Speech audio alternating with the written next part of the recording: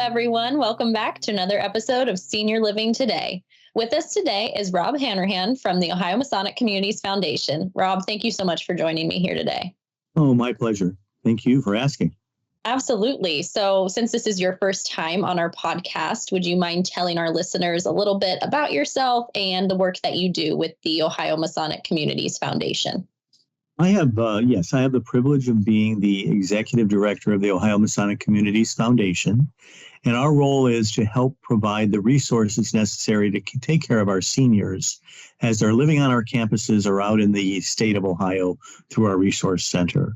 My background is in the philanthropic world, so I actually serve as adjunct faculty at the Indiana University School of Philanthropies and love fundraising. Love helping people achieve their missions, and have landed in this place because I think that's where I'm supposed to be right now. Well, we're very happy that you've landed here with us.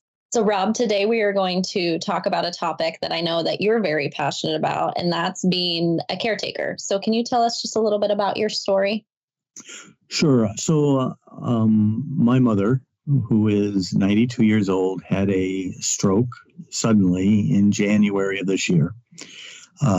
2 days prior, she was driving herself around. She was going to her great-grandchildren's basketball games, and she now does not have that independence.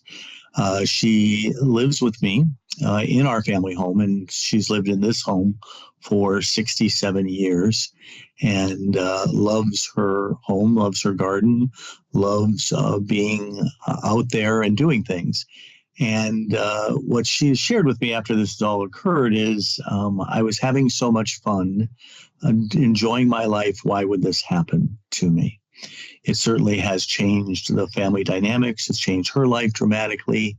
And we're still trying to figure out how to do it, how to actually empower her to still be somewhat independent and live a life that's filled with happiness. As we're all dealing with our own grief and sadness about what took place. Absolutely. And it is an ever-changing process, and it's something that you're going to have to continue to navigate and work through. One thing that you did mention was kind of the family dynamics of it all. So what does that look like for your family? Do you have other family members that are able to help? I know you said that she lives with you. So what does that look like for your family? I have four siblings. One lives about 2.5 hours away, but all of us are very engaged with my mother and visit her often. Actually, the other day, my older sister came over and helped her take a shower in the new shower that we had put in so that she could have access to those hygiene issues themselves. She has 8 grandchildren and 13 great-grandchildren, and an extended group of people who support her. Just yesterday, she had visitors from one of my sister's high school friends, right? Because my mother has not only been a mom to us and her grandchildren, she's been a mother to many people throughout her life and has provided them with stability and care and love and unconditional love and all of those kinds of things. So from that standpoint, we're here. Obviously, we are different people, and so all 5 of us have different thought processes on what needs to be done or how things should be taken care of. I am given the task of being not task and it's a burden, but I'm the primary caregiver. We do have a full-time caregiver who lives here also, though we have the luxury of being able to do that to make sure that whatever her needs are can be taken care of. And when I need to be in different locations, that there's someone here to make sure she's taken care of. Well, it's wonderful to hear that she has such a large circle around her and that's able to support her. So one of the topics that we hear a lot about with being a caretaker is the financial burden that comes along with that. And this can affect both the caretaker's finances as well as the loved one's finances. So do you have any suggestions for handling the financial strain of at-home caregiving and what that looks like? I think, and I'm still learning this myself, right, that there are resources out there to help in these scenarios. I again, have the luxury of working through our own Ohio Masonic communities and some of the resources I've got here to guide me in that process. But it is a change in your financial situation for sure. My mother is not on Medicaid. She's still on Medicare, and we have no intention of changing her financial situation. We, again, have the resources to be able to provide for her. Having said that, though, it does change your thought process and how you use those resources, right? So I'm estimating that this will cost about $80,000 to $100,000 a year to take care of her in our home. Right? And I know not everybody has the ability to do that, right? So it does change your whole perspective on where is your disposable income, where is your what are the needs, and then the light still happens, because as of yesterday, you'll love this kind of scenario. Yesterday we had to call somebody about the washing machine needs to be repaired, and then the ice machine's not working on the refrigerator, and then one of the closet doors came off of its hinges, and then the TV broke. Right. So those things don't stop just because you're taking care of someone in a different way. In addition to that, it's just the equipment that she needs. We were, again, luxury. We bought one of the beds that we have at the Ohio Masonic community called a Med Miser bed, which aids her in her recovery. And I do want to say she is recovering physically. However, it is a very slow process, and it's a very tedious process. And all the aids that we can give her, we're looking to do along the way. We do have a Hoyer lift, which is something that can lift her up. Although I have to say we haven't used it since she's been here. But that was an additional $1,000, that is not covered by insurance at all. And our goal is not to have her use it, because that just makes her dependent on getting up and down without her own abilities along the way. And from a standpoint of other financial things, it's like, what type of food she needs to eat, because she was delayed and couldn't swallow initially. She can now, but still is having some difficulty with that. So we have to puree everything. We have to make sure there are cups that she can hold. We have to make sure there's the diapers she needs, and the wipes to clean her and to keep her cleaned, and all of those gloves to make sure that the caregiver has gloves to wear when she's taking care of my mother. So there are lots of things that took place, even the house itself, right, to make the home ready. There was probably another $60,000 that were put into the home just to have it be ready for her to come back, making doors larger. I mean, they moved into this house in the late 50s, and back then they weren't providing for assisted living per se. So standard doors are 30 inches in length, and we made them 36 inches, right? And just the shower itself, the shower itself cost $20,000 to put a shower in an existing bathroom. So taking up all the carpeting, right? And then finishing the floors so that there's her ability to use a walker if she needs to, or to make sure the wheelchair can get around. She needs to, having a new ramp, or having a ramp put on the deck in the back of the house. And there was a desire not to put it on the front of the house, because we were alerted that when people see a ramp in the front of the house, it makes you more suspect to theft. Because I wouldn't have ever thought of that. But that is an interesting. Because obviously there's somebody disabled in the home, and so that makes it a target for those who are, looking for something like that. So we did have it put in the back of the house and had to extend the deck and all those kinds of things along the way. Again, not a burden. All things that we will do gladly for her, because she's an incredible woman that we want to have some kind of quality of life at this point. Absolutely. Well, you've brought up, I think, a lot of things that maybe families don't think about when they find themselves in these situations. It is something that's hard to prepare for and plan for ahead of time. You don't know if it's going to happen to you, when it's going to happen to you. And there are, I think, a lot of things along the way that come up that you have to adjust with. So I appreciate you sharing your own experience and the things that your family's encountered in this process. Let me add one other thing, Alexander. The medication itself. one of her new medications is $600 a month.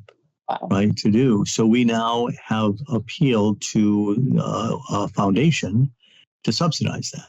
And we were informed that that was possible. So I went ahead and filled out all the paperwork to do that. But even that is an extensive, time-consuming thing to get all the detail things that you need.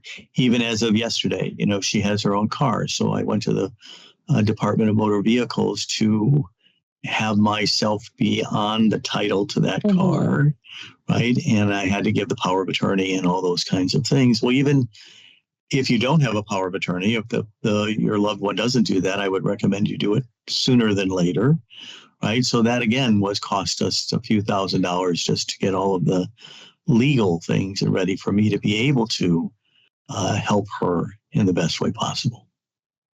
And one of the things that you brought up in this process, we've been talking about the financial burden that can come with this, but there's also the issue of time for a caregiver. That's something that we hear a lot about. And I know you've been in a very fortunate situation where at the Ohio Masonic communities, our leadership team really strongly believes in family first and do what you need to for your family. But what suggestions do you have for somebody who may not have as supportive as an employer, or just not have that flexibility in their schedule?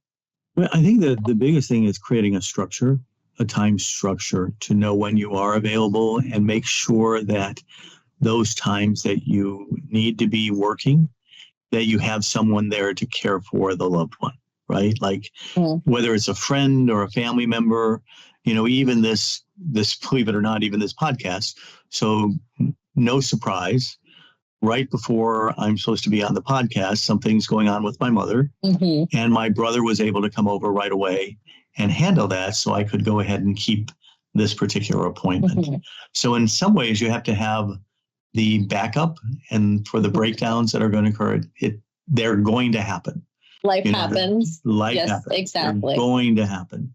And so you want to be able to have those backups. I have a good friend, Jan, who actually is in Columbus, and her mother had a stroke many, many years ago and actually lived for 8 years after she had the stroke.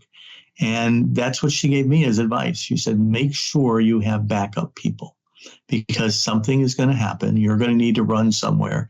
You're going to need to be committed to something to keep your life going.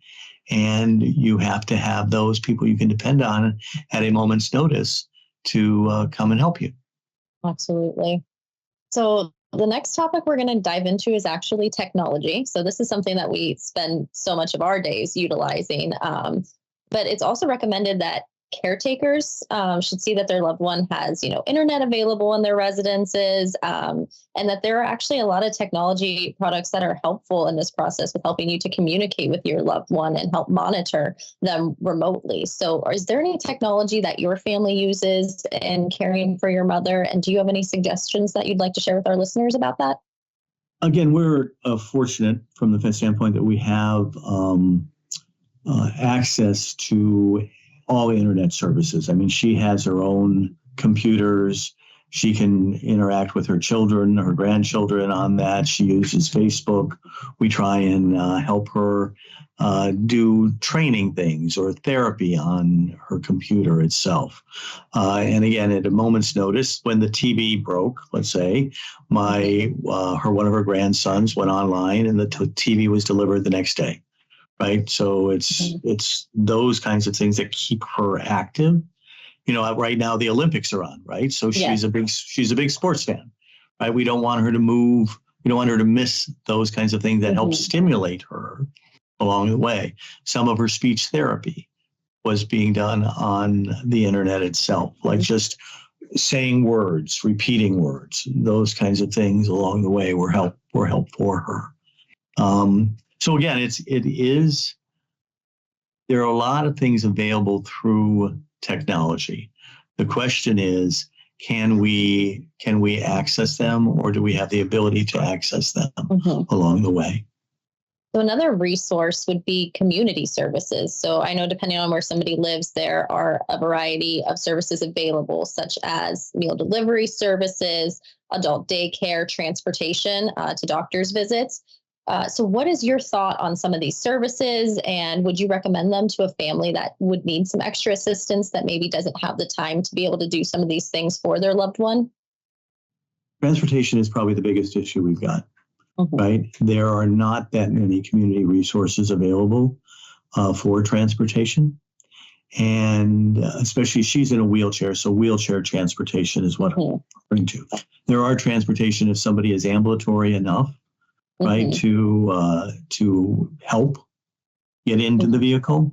But for somebody who actually has to be transported in a wheelchair, and they're costly.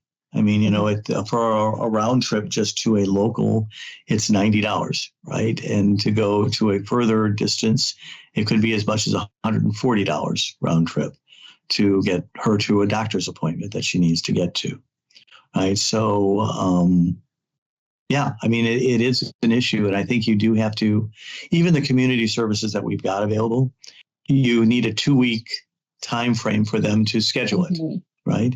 It's not like, so if a doctor's appointment would come up last minute, that's something that would become an issue. And then you're going to have to work with your other family members to figure out who can take her. And right. Well, and even I'll just say again, on a practical level, right now, my mother is having some kind of stomach pain, and has indicated to us that it's severe enough that she wants to go to a urgent care medical, and we're looking for someone who can take her there because she's not able to get in and out of a car. So we actually need to have the wheelchair transportation to do that. Now, I am certainly looking into purchasing a vehicle like that myself, but those things start at $40,000, yes, right? They are expensive. You know, and so it's not always available for someone. So, Rob, another thing that happens commonly for an adult who ends up, receiving care at home could be isolation and stress for both them as well as the caretaker.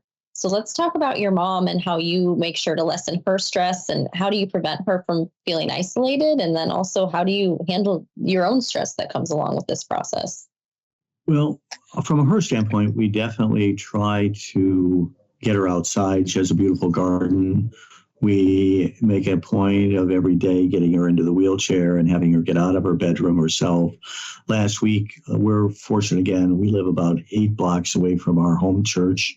So I was able to take the wheelchair, take her to mass, have her go to a restaurant afterwards and eat in our local restaurant. And so that I'm not sure we're doing it effectively yet, though, because there are those moments that she does feel, all I do is lay in bed. Right. All I do is lay in bed is what she says. And so we're looking for ways to have her do things other than doctor's appointments, because typically what we do is take her to a doctor's appointment. And then she feels even more depressed because it's all about the doctors, about what's not going right with her. This next Saturday the 17th, she's going to be able to go to see her great grandchildren play football. So we're, again, making that special effort, but I have to, in advance, get the transportation to get her there and all of that. From a point of my isolation, and I'm not sure I'm dealing with it yet. I actually, as I talk to friends, they ask me how I'm doing. I, of course, say I'm fine and everything's okay. And then if I really look at it, I do feel isolated and alone, even though I know people around. I have conversations with different people on a daily basis. Our caregiver, though, she and I just had a conversation yesterday about feeling trapped, like feeling like there's this sense of I'm in a prison because I don't feel I can move. And the way they've structured it, this is a company, so I need to talk to them about how they've structured it. She's not allowed to drive anywhere or those things. And I think that's a mistake. I think that her ability to go to a store or go to get away when I'm here is an important component. But the way they've structured it, the company, is that she's here and can't leave at any point in time and gets one weekend off a month to kind of recharge. So, yeah, which I think is challenging for absolutely for anyone, right? And I'm in a different situation, and I think our caregiver cares deeply for my mother in a very short period of time. And mine is unconditional love for her. And Mom is constantly saying, I'm ruining your lives. I am, this isn't fair to all of you. you shouldn't have to worry about me as much. And I said, well, Mom, for all those years you worried about us. So now it's our time to give it back to you. The projection of somebody's life is she could live up to another 5 to 10 years, right? Mm-hmm. So this isn't like a short-term scenario. It's like you have to really... It is life-changing. It is life-changing. Yeah. And you have to figure out how you're going to manage it long-term, not just in the short-term piece of it. So I think we're still in the early stages of what that means. She's been home for 3 months now. Okay. And I have said if we had the Ohio Masonic communities in our area, we would for certain have placed her there because we knew she would be getting the care. The facility that we had her in here was not up to par in any way. Actually, I've had to report them to the health department. And I think a caregiver needs to be watchful of that. We think that they're going to be doing what the care are supposed to be doing, and they aren't necessarily always doing that. And they're changing staffs all the time, and it's difficult to get people to work in this industry, right? I mean, it's not it's not the most glamorous job in the world, but it is one of the most necessaries as our senior population continues to grow, and we need to be careful of how we take care of people. Everyone deserves it, whether they can afford it or not. They deserve to get the ultimate care as possible for a senior. And I think that's our obligation as Americans and human beings to make sure the resources are available somehow, some way. Absolutely. So this segues perfectly into our next topic, which is about moving your loved one to a senior living community or a continuing care retirement community. As you explained, you are in a situation where you are able to take care of your mother at home. And unfortunately, given the lack of good communities in your area, that's where your family decided to take this journey. But for those who are considering moving their loved one to a community, or that's something that they need to do in this situation, what suggestions do you have for them? Make sure they're rated. I mean, there is a Medicare rating, right, as far as that's concerned, and it goes from 1 to 5. But explore inside what that rating means, right? So there's a way for you to go on the government's website and look at each nursing care facility, whether they have skilled care or assisted living or independent living or all of the memory care, all of that. And you can find out how many times they have been cited for certain things along the way. Make sure you're paying attention to that also, because some of the care can be masked based on the rating that is the points assigned to certain pieces of the care. Right. So it's a pretty in-depth thing you have to explore, but then also ask people who've had people there. Right. Interestingly, we have, again, had the luxury of bringing my mom, have a manicurist. So she gets her nails and pedicure once a month. And the manicurist has had a negative experience with the facility my mother was at. And she said she's reported them to the health department many times. So not just somebody who's used it, but somebody who helps service those facilities also can give you the insight on what's going on with them. So, but make sure you're exploring it. Make sure you feel comfortable with it. I make sure you go visit them. Make sure that this isn't just like drop off your loved one and somebody else takes care of them. Make sure they know they're not alone as they go there. Because one of the biggest things we deal with my mom is her fear. Her fear her anxiety has grown exponentially as she's not sure what's going on with her own body, right? Because of the delay now on her left side, but not sure who's going to be there. Even though she knows we're there, there's a fear that pops into her head that like, oh, what happens? Where am I? What's going on? It's a constant thing that you have to look at. And so as you're looking at a facility, how many staff do they have per patient, or per care person that they want to be giving it to? How is the food service delivered? Who delivers the medication itself, right? Do they delegate too much to the aides that are on the floors themselves? One of the things that I really challenged the place that we were at is that they had one person at night that was taking care of 23 people. I don't know how that's even possible. Whether they need constant care or not, it's just being able to walk in the room and say, I'm here, when the call button goes on. Exactly. And not have the call light be on for more than 5 minutes, I would say, and sometimes I was not a good person for them to have around either. I would, put my stopwatch on and see how long it took for them to come once the call button was on. And sometimes it was 45 to 55 minutes. If somebody needs assistance quicker than that. Yeah. It's more of an emergent type of situation that is far too long to. Right. So I hope that answered your question. Yeah, absolutely. And just for all of our listeners, Rob did mention that CMS rating. We'll go ahead and link to that website in the description for this podcast. If you do want to go look, you can look to see what those citations are, what the ratings are for any community that you're looking to move your loved one to. So it is a very good resource to look at. So thank you for bringing that up, Rob. Sure.